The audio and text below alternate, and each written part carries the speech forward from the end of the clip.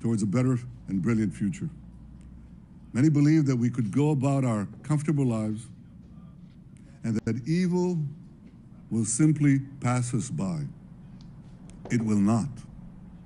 The horrors that Hamas perpetrated on October 7th remind us that we will not realize the promise of a better future unless we, the civilized world, are willing to fight the barbarians. Because the barbarians are willing to fight us. And their goal is clear. Shatter that promising future. Destroy all that we cherish and usher in a world of fear and darkness. Ladies and gentlemen, this is a turning point for leaders and nations. It is time for all of us to decide if we are willing to fight for a future of hope and promise, or surrender to tyranny and terror. Now rest assured, Israel will fight. Since October 7th, Israel has been at war. Israel did not start this war. Israel did not want this war. But Israel will win this war. Hamas launched this war by perpetrating the worst savagery our people have seen since the Holocaust. Hamas murdered children in front of their parents, murdered parents in front of their children. They burned people alive. They raped women. They beheaded men. They tortured Holocaust survivors. They kidnapped babies. They committed the most horrific crimes imaginable. And they're part of the axis of evil that Iran has formed, an axis of terror that works by arming, training, and financing Hamas in Gaza, Hezbollah in Lebanon, the Houthis in Yemen, and other terror proxies throughout the Middle East and beyond the Middle East. In fighting Hamas and the Iranian axis of terror, Israel is fighting the enemies of civilization itself. Victory over these enemies begins with moral clarity. It begins with knowing the difference between good and evil, between right and wrong. It means making a moral distinction between the deliberate murder of the innocent and the unintentional casualties that accompany every legitimate war, even the most just war. It means holding Hamas responsible for the double war crime it commits every day by deliberately targeting Israeli civilians while deliberately using Palestinian civilians as human shields. It means making clear that the use of human shields is not only an immoral tactic of terror, but also an ineffective one. Because as long as Hamas's use of Palestinian human shields result in the international community blaming Israel, Hamas will continue to use it as a tool of terror, and so will others. Hamas will continue to use the basements in Gaza's hospitals as the command posts of its vast terror tunnel network. It will continue to use mosques as fortified military positions and weapon depots. It will continue to steal fuel and humanitarian assistance from UN facilities. While Israel is doing everything to get Palestinians, civilians, out of harm's way, Hamas is doing everything to keep Palestinian civilians in harm's way. Israel urges Palestinian civilians to leave the areas of armed conflict, while Hamas prevents those civilians from leaving those areas at gunpoint. Hamas is also preventing foreign nationals from leaving Gaza altogether. And most despicably, Hamas is holding over 200 Israeli hostages, including 33 children, holding them, terrorizing them, keeping them as hostages. Every civilized nation should stand with Israel in demanding that these hostages be freed immediately and freed unconditionally. I want to make clear Israel's position regarding a ceasefire. Just as the United States would not agree to a ceasefire after the bombing of Pearl Harbor or after the terrorist attack of 9/11, Israel will not agree to a cessation of hostilities with Hamas after the horrific attacks of October 7th.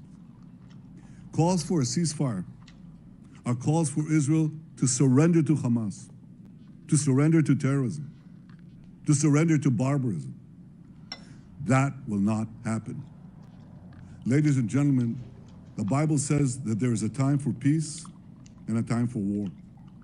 This is a time for war, a war for our common future.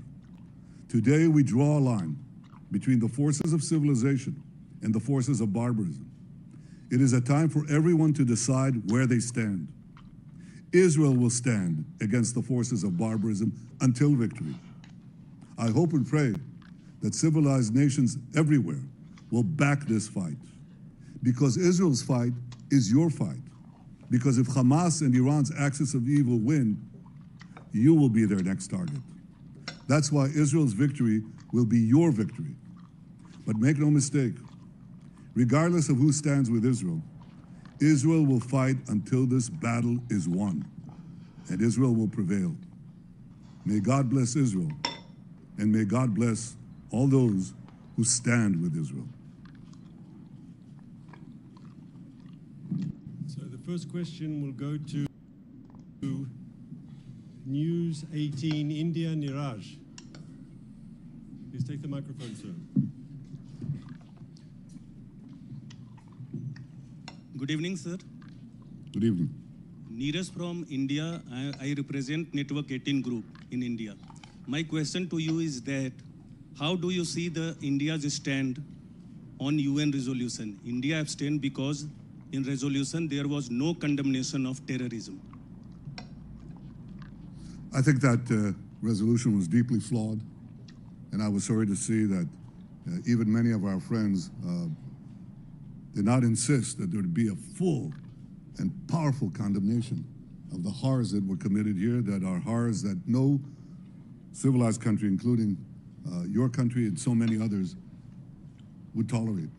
So I hope that we don't see a repeat of these kinds of resolutions. We'll go now to ABC America, Matt River.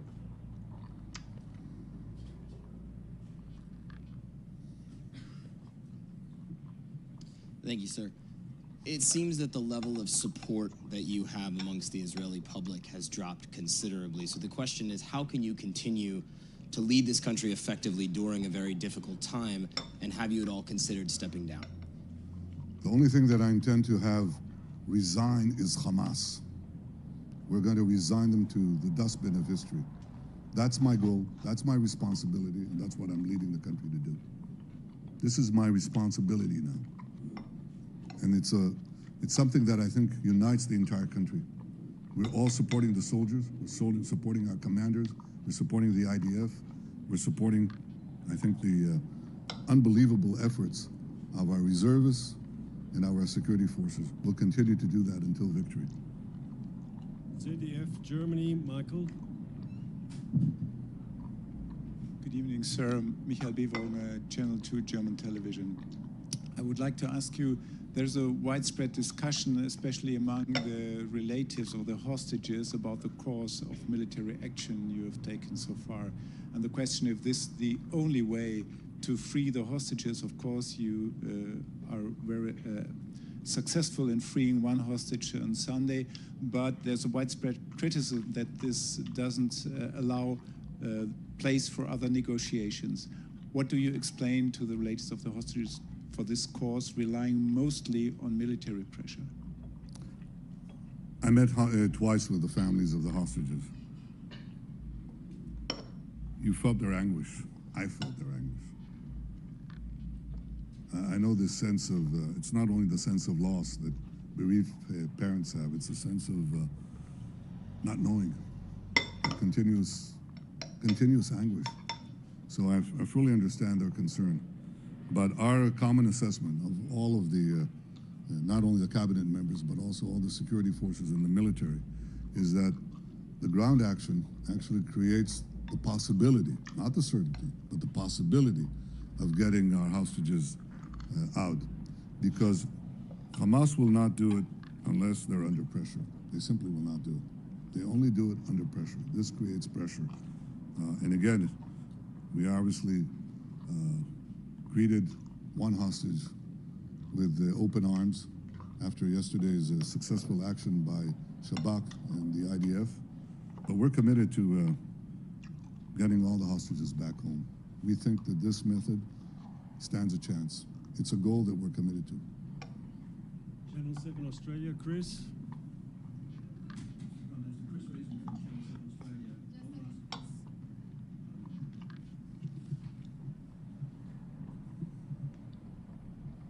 Mr Prime Minister, Chris Reason from Channel 7 Australia. I want to ask a question from my country, and the people in my country are looking at this and wondering, they agree with you, they want you to chase down Hamas and terrorism and destroy terrorism in this region, etc. But people can't understand why so many civilians have to die in this process. You argue that Hamas is putting them up as human shields. Is that a good enough excuse? Are you inflicting here collective punishment on the people of Palestine? Not a single civilian has to die. Hamas merely has to let them go to the safe zone that we created in southeastern Gaza Strip. There's a safe zone there. Not a single civilian has to die. But Hamas is preventing them from leaving, keeping them in the areas of conflict. So I think that you should direct your questions to Hamas. But I can tell you one thing. We're going out of our way to prevent civilian casualties, not only by asking civilians to move, calling them to move, arranging a place for them to be, which is safe, also putting in humanitarian support, providing them with the means, with food, with water, with medicine, and so on. I think that this question should be placed on Hamas, and the more it's placed on Israel, the more you're going to see this repeated again and again and again. So other groups, other criminal states, other criminal organizations will use civilians as human shields. We cannot give immunity to these terrorists. We cannot give immunity to these savages. We have to do everything we can to minimize civilian casualties, but we cannot give up the fight, because then I think this will have disastrous consequences, not only for the future of my country, but for the future of your country, your countries. This is a battle of civilization against barbarians. The barbarians will do something that civilized countries will never do. And civilized countries will make every effort to prevent this. And I'll give you one example. And I'll end with that because I have to go to manage this war and lead it. In 1944, the Royal Air Force bombed the Gestapo headquarters in Copenhagen. It's a perfectly legitimate target. But the British pilots missed. And instead of the Gestapo headquarters, they hit a children's hospital nearby. And I think 84 children were hardly burned to death. That is not a war crime. That is not something you blame Britain for doing. That was a legitimate act of war with tragic consequences that accompany such legitimate actions. And you didn't tell the Allies, don't stamp out Nazism because of such tragic consequences. They went to the end because they knew that the future of our civilization was at stake. Well, I'm telling you right now that the future of our civilization is at stake. We have to win this war. We'll do it by minimizing civilian casualties, and may we succeed. Thank you. Ron Dermer, Minister Dermer.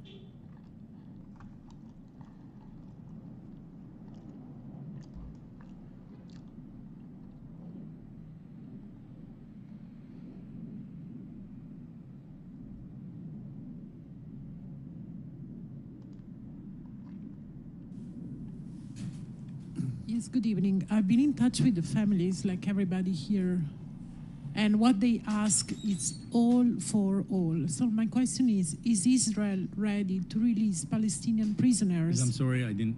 I would like to ask you if Israel is ready to release Palestinian prisoners in exchange of the prisoners that Hamas is holding. Second thing, what's the state of your relationship with Russia? Because, I mean, Russia has been hosting Hamas. We saw what happened yesterday in Dagestan. Does the Israeli government think that Russia is abandoning Israel? Well, so first, on the first question, I'm not going to get into issues regarding negotiations with the negotiations for the return of the hostages. I can tell you that our assessment is that the military operation, the expansion of the military operation over the last few days has helped advance both goals, which is to eliminate Hamas on the one side, its military machine, and achieve our goal in Gaza, but also to advance a potential a deal for the hostages. I'm not going to comment anything more than that. In the case of Russia, We've had a complicated relationship with Russia over the last few years. We have acted in Syria, as you know, to stop Iran from entrenching itself in positions there, and we've done that in a way where we haven't clashed with Russia. It is a very complicated relationship. I don't know all the facts about what happened last night at the airport, probably not much more than you do. We'll have to get to the bottom of it. But I think the best thing is to ensure that we can continue to have a normal relationship with Russia. We're obviously very concerned about the links between Iran and Russia. We know what Iran is providing Russia. There's always a question about what Russia is providing Iran. And we look at that literally every day to make sure that our vital interests, that Israel's vital interests, are not threatened. CGTN China. Zhao. Wait for a moment, sir. You get the microphone.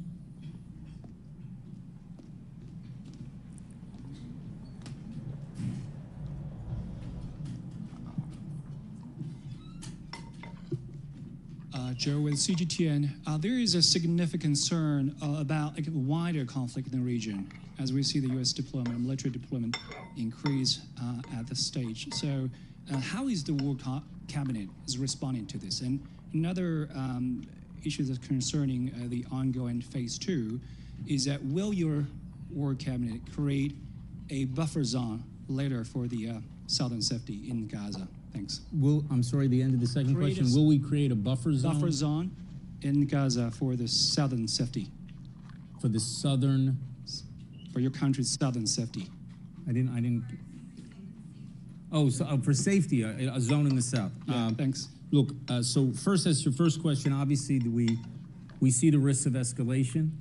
We don't seek an escalation in the north, but we have to prepare for it. You know that our military is deployed, and there have been back and forth with Hezbollah now for a couple of weeks, for even longer. Our policy is deterrence in the north to prevent that escalation there, and a decisive victory in the south. And I think thus far that strategy is working, but I can't tell you what the situation will be tomorrow or the next day or the next day, because we're not the only player here. There's a player on the other side, and Hezbollah may decide that they're going to escalate, and we're going to have to respond. And we're prepared for that. We hope they don't make that mistake. They made a mistake, I think, in 2006. I think the leader of Hezbollah said if he knew what the response was going to be, he never would have started it. Believe me, the response now will make what happened in 2006 look like child's play. So hopefully we won't get there. The United States is working with us to ensure that there's not an escalation. They have 2 battle carrier groups in the region now, which is a serious a show of force. The United States has also acted in the region recently, and I think it's gotten the attention, as the United States put it, both of state and non-state actors, which I suppose is a diplomatic way of saying Iran and Hezbollah. And I think they're focused on that, and I'm pleased to say that the strength of the relationship between the United States and Israel is, I think, clear every day during this battle in order to achieve those 2 objectives: deterrence in the north and a decisive victory in the south. As for what will happen as the war continues, I can't answer that now. What I will tell you is that there is this safe zone, safe humanitarian zone in the south. I think the Prime Minister may have said it was in the southeast. It's in the southwest. And I think people have started to move there, and we've also ramped up a lot of humanitarian assistance. I think you're going to see a big increase in humanitarian assistance. I know you're going to see it in the next 2 or 3 days. And so hopefully we'll get the people and we'll get the assistance both in a place where they'll be out of harm's way, and then we'll be able to do the operations in the north. And as you've seen, I don't know the exact numbers, but what's happening in the northern part of the strip is that Israel is killing a lot of terrorists. And civilians have left that area. About 90% of, in terms of the areas that we're acting in now, 90% of the people have left those areas. And we hope they stay down south and keep them out of harm's way. Sky, UK. Take the microphone, please.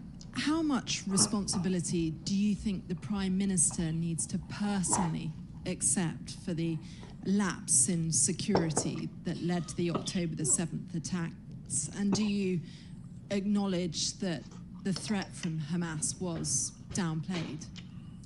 Well, look, Israel has a long history of checking into these matters and having thorough investigations, and I am sure that everybody's going to ask a lot of questions. I have a lot of questions myself, and everybody's going to have to give a lot of answers, but I think to actually have that conversation now is not going to help us prosecute the war. Right now, we are trying to do everything to unite the country and to win the war. That's the most important thing. And afterwards, I'm sure there'll be time for all of those questions. And you and others and the people of Israel, first and foremost, deserve to get answers from everybody. The prime minister, every minister in the government, every military official or intelligence official. And we're going to have to stand and give those answers. But now is not the time to do it. CBS. Thank you, yes. The prime minister was able to free Gilad Shalit by freeing 1,000 prisoners. Now we know there are about 239 hostages, 6,000 prisoners. Seems like a better deal. What do you say to that? I say I'm not going to discuss hostage negotiations of what the cabinet will do. I will tell you that those decisions are actually not made by the war cabinet. They'd have to be brought to the security cabinet, and then I believe to the government of Israel. The full government would have to vote on whatever decision is made. Right now, we're continuing our operation to achieve the military objectives to eliminate Hamas's military capability, to end Hamas's rule in Gaza, to ensure that Gaza won't pose a threat to Israel. And one of the goals of the operation is to bring back those hostages. So right now, those goals are working in tandem. And if there's a potential deal that can be made, that would be brought to the appropriate forum in Israel. And I guess you'll have an answer to your question. New York Times, Patrick? New York Times? It's not there? There he is. Sorry.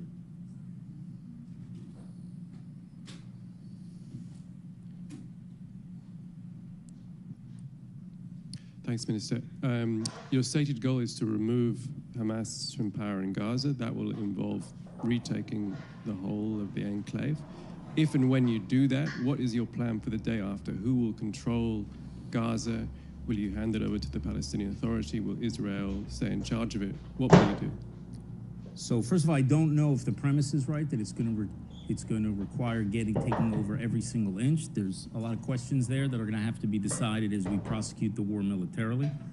I think your larger question is what's going to happen the day after. I think everybody is united that Hamas can't be there. We can't even leave a remnant of Hamas there to go back. I think I learned once you take a starfish and if you cut all the legs up and you throw it back, it all grows back. So even if you have a small part of Hamas and you leave it on a territory in Gaza, it will eventually grow. We're not going to be able to change the reality for the people who live in the south of Israel unless we eliminate Hamas. Now, what does elimination mean? Does that mean going to the last bullet or not? It's a separate question. We'll have to decide. The day after, I think there's a lot of ideas that are out there, but it's premature to discuss it now. There's a lot of proposals. We all know what we don't want, which is Hamas. What we want for the future, I think there's a lot of different ideas and different suggestions, but it's simply premature to do it. It's going to take us some time, but we have to have a different reality for the people in the south. I'm speaking my own personal opinion, is that southern part of Israel around Gaza has to be the safest place in this country to live. That's how we'll know we succeeded. When that becomes the safest place in the country to live, then we know that we have defeated Hamas and we've created a new reality. I'm sorry, I've only got time for 2 more questions. I apologize. We haven't had a question yet from Latin America, so from Argentina. Roman. Okay, thank you. My name is Roman Lechman from Infobae, Argentina. Would you suspend the military offensive in Gaza in exchange for the freedom of hostage captured by Hamas or not? Would we suspend the operation? Yes. Well, there's a... Right, so what you have, obviously, our goal, we plan to achieve. That military goal that I'm talking about. When you're dealing with getting hostages out, we had a case, we've had now 2 different cases of 2 people being released, and in a certain area, we didn't do operations for a certain amount of time to make sure that those people could leave safely. As I said, if there's going to be an agreement, if there's going to be a proposal that's going to free our hostages, we will obviously do whatever we can to ensure that they can get safely to where they need to get. But that would be a temporary cessation of operations in order to actually get your hostages physically to safety. Last question, PBS.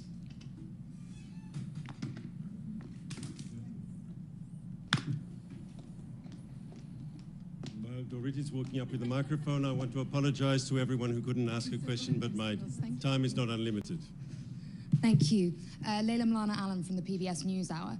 To what extent have you changed your battle plans after consultations with the Americans, and specifically President Biden's request that you differently scale your operations in Gaza? So I think it's a broader question. First, I'll say that the United States is in lockstep with Israel in terms of the goals of the operation, meaning eliminate Hamas's military, end its rule in Gaza, and make sure that Gaza is not a threat to Israel. And obviously to return the hostages, which I believe there are 10 American hostages as well. So we're fully lined up. Now the question is the how. How do you go about doing it? And they have been very helpful, frankly, in offering advice. They send generals here, which I'm sure you've covered, that have expertise in the types of battles that we may find ourselves in, whether it was in Mosul or Fallujah and others. I myself met with the team. Gadi Eisenkot and Benny Gantz met with them. I think our military met with them to hear what they had to say and what the lessons were learned were, because I think the difference between Fallujah and Mosul is the Americans themselves had learned a lot of lessons in Fallujah that they applied to Mosul. So that has been very helpful. And I think we share a common goal of defeating Hamas in a way that minimizes the civilian casualties, not just the civilian casualties on the Palestinian side, but also because of our troops. We're going into areas that can be quite dangerous for our troops. So we're very appreciative of that. And I can tell you, as somebody who served as ambassador of Israel to the United States for 7.5 years, I think that the level of cooperation and coordination that you have now is unprecedented in the history of the relations between our two countries. There's not a day that goes by where I don't have a call to the White House. The Prime Minister has spoken to President Biden maybe every other day, if not more, in the last 24 days. I think they've had something like 10, 12 phone calls. And other people in our administration speak to people in their administration all the time. Our defense minister is constantly in touch with the defense secretary, the Secretary of Defense. They're bringing a big aid package that they've supported, that President Biden has talked about, to make sure that we have the weapons we need to defend ourselves. And I think they have been very helpful also in projecting American power in the region, so that that policy of deterring in the north and having a decisive victory in the south will be effective. So all in all, I'm very thankful for that relationship. They're also helping us get humanitarian assistance, because a lot of people look at Israel and say, why don't you make sure that you get the humanitarian assistance going to these places? We're not there.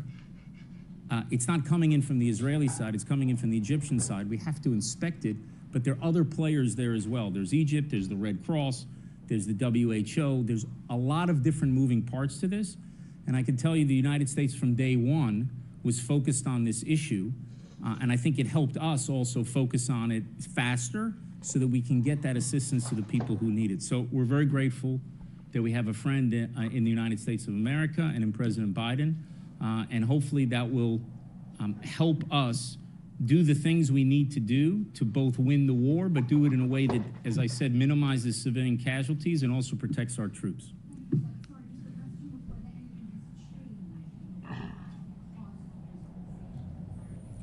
Well, I think the reason why the answer is a little more complicated is you have to understand Israel had to come up with a battle plan in a very short amount of time.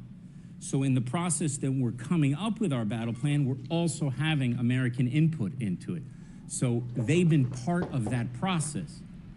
So what was the exact impact? It's not like we had this plan A come to the Americans. It's we were working through these issues, and they were there at that critical time to help us, I think, get to the plan we have today. And thus far, as this operation has expanded in the northern part of the Strip, thus far the situation has been better than a lot of people expected, which I think is good, and I hope it stays that way. The key, I think, was getting the population out of the northern part of the Strip. I think there were about 1.1 million people in the north. About 800,000 people have left. There were about a little over 300,000 that remain. There are facilities in the north that we do not target.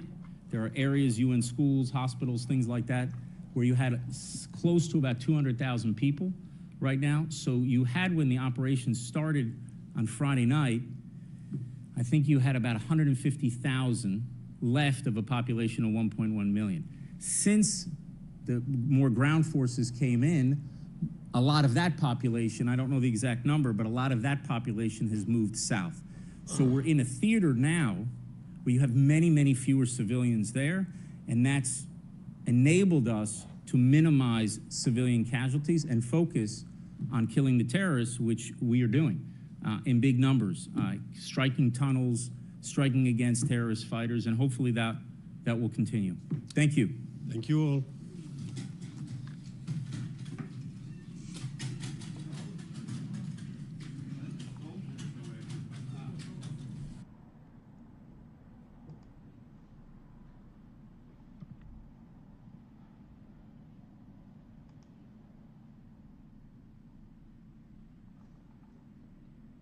Đây là hình ảnh cuộc chiến ở giải Gaza mà quân Do Thái đã đổ bộ vô.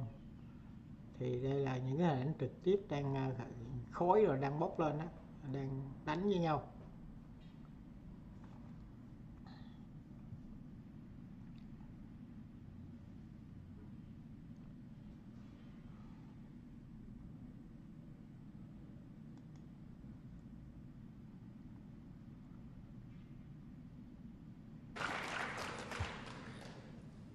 Thank you all. First,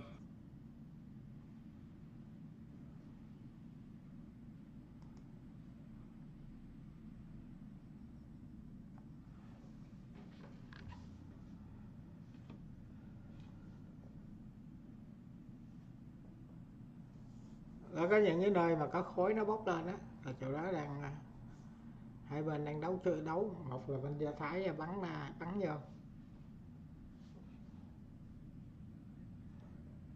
Những nơi mà có khói á, là đang giao tranh với nhau á.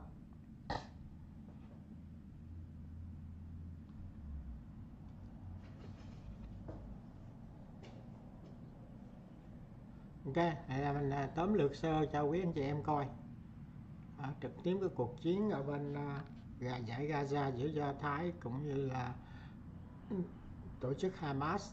Thì Thủ tướng Do Thái ông cũng họp báo rằng nói tóm lược lại là Do Thái phải chiến thắng. Cuộc chiến này không phải riêng gì của Do Thái, và cũng cảm ơn nước Mỹ cũng như nhiều nơi quốc gia trên thế giới để ủng hộ trong cuộc chiến chính nghĩa này. Hamas nó sẽ còn phải bị tiêu diệt. Người dân Palestine là nạn nhân của Hamas. Do Thái là cái nước nhân đạo để mà di tản những người dân ra khỏi cái vùng miền Bắc để về miền Nam, và Do Thái sẽ cung cấp những cái nhu yếu phẩm cho thuốc men cho những người đó. Tuy nhiên bên tổ chức của Hamas thì họ dùng súng họ chặn lại, và tổ chức Hamas là nó dùng cái tánh mạng của người dân, chính người dân Palestine để làm một cái lá chắn cho họ. Những cái tội phạm, những cái tội ác đó là do chính người Hamas nó tổ chức Hamas nó gây ra, chứ không phải người Do Thái. Cũng như cuộc chiến của Mỹ mà 911 cũng như cái cuộc chiến mà về tụi khủng bố đó, nó quanh tạc đó, thì nó dùng máy bay để mà nó vô nó hại chết 3.000 dân Mỹ. Thì người Mỹ không có thể định kiến được Do Thái. Tình trạng hiện nay cũng giống vậy. Do Thái cần phải tiêu diệt những cái tổ chức này. Nếu mà tổ chức này nó tồn tại thì nó ảnh hưởng vấn đề an ninh của thế giới. Và cũng nói là Do Thái cần phải hiện nay cũng muốn liên lạc bình thường với lại Nga, dù rằng Nga là tổ chức ủng hộ Iran, và Iran nó cũng ủng hộ Do Thái. Iran nó cũng ủng hộ Nga, nhưng mà rất quan trọng cái vấn đề ban giao. Nó vẫn tiếp tục. Do Thái cũng có nhiều cái trở ngại trong vài năm vừa qua, cái vấn đề ban giao của Do Thái với lại Nga. Và người lính Do Thái đi chiến đấu ở bên giải Gaza là chính phủ của Do Thái cũng là quyết tâm để hạn chế tối đa những cái tổn thất cho người dân vô tội. Tuy nhiên không có thể tránh khỏi những cái việc đó. Hamas nó dùng người dân để làm cái lá chắn. Trong hiện nay thì ở miền Bắc nó đã dời xuống ở miền Nam để tị nạn. Phía bên đó người Do Thái đã tăng viện trợ nhân đạo lên để giúp cho người Palestine tị nạn. Thì bây giờ nó còn lại khoảng 300.000, trong 300.000 nó nằm ở trong cái dải Gaza phía Bắc, và trên 200.000 thì nó nằm ở trong những cái khu vực như là bệnh viện này nọ đó, những cơ sở nhân đạo thì nó nằm trong đó rất là khó. Tuy nhiên sau khi mà cái cuộc chiến quân Do Thái tràn qua thì tiếp tục khoảng 105.000 người nó rời khỏi những khu vực đó, và bên Hezbollah thì nó cố tình nó giữ lại đó để nó làm con tin. Cuộc chiến này không phải dễ, nó rất là khó khăn và lâu dài, nó không phải là đơn thuần như vậy. Và Do Thái cũng cảm ơn tất cả các nước cũng như là các đồng minh hầu hết trên thế giới để ủng hộ Do Thái để mà đánh cái tụi khủng bố Hamas này. Thì đó mình tóm lược sơ sơ vậy, thì cái nội dung đó cũng giống bên cái cuộc họp báo của ông thủ tướng cũng như cái người phát ngôn nhân để mà trả lời đó, thì nó dài hơn, mình tóm tắt những cái ý chính cho quý đồng hương anh em chị em mình biết. Thì quý vị cũng biết thì tổ chức Hamas thì nó huấn luyện từ bên Trung Cộng thì nó cũng ảnh hưởng huấn luyện Việt Cộng, thì nó dùng y chang như vậy. Giống ta nước của mình hồi cả đại lộ Kinh Hoàng thì nó cũng vậy, nó bắn vô dân rồi nó pháo vô trường học, cai lại đủ thứ chuyện hết. Thì tổ chức Hamas nó cũng giống như vậy. Tuy nhiên mình nhận định thì có một người bạn khán thính giả của mình hỏi là tổ chức Hamas với lại Đảng Cộng sản bên nào ác hơn? Thì mình có giải thích thì cái người đó cũng đồng ý như vậy. Tổ chức Hamas là một cái tổ chức đó là nó là giành lại cái đất nước của họ sau khi lâu năm rồi hai bên cứ tranh chấp hoài, thì đó là cái chiến đấu, cái lý tưởng của họ. Tuy nhiên họ cũng khủng bố cực đoan, cũng dùng cái chính sách người dân thường để làm con tin. Tuy nhiên họ không có tàn ác giống Việt Cộng thì nó dùng con tin nhiều hơn, và đồng thời nó cũng khủng bố và nó giết chính người dân của họ. Cũng như hiện nay thì Cộng sản Việt Nam nó dùng người dân Việt Nam để mà nó cai trị, chứ không phải là nó phục vụ cho cái người dân ở Việt Nam. Những cái người dân Việt Nam nào mà nói ngược lại đường lối của nó, dù có một ý kiến thì nó cũng phải tiêu diệt, hoặc là nó bỏ tù, và nó phong tỏa kinh tế, nó làm khó khăn đời sống, nó đuổi nhà, đuổi công việc, nó kêu những cái hãng xưởng á. Thì Cộng sản nó ác với dân hơn là tổ chức Hamas. Hamas thì trong cuộc chiến thì nó có thể dùng người dân làm lá chắn, nhưng mà bình thường thì nó không có tàn ác giống như Việt Cộng, và Việt Cộng thì nó quá ác rồi, không có thể so sánh về tổ chức Hamas. Hamas là nó chiến đấu, dù nó là khủng bố nhưng mà nó có lý tưởng để nó giành lại đất quốc gia của họ.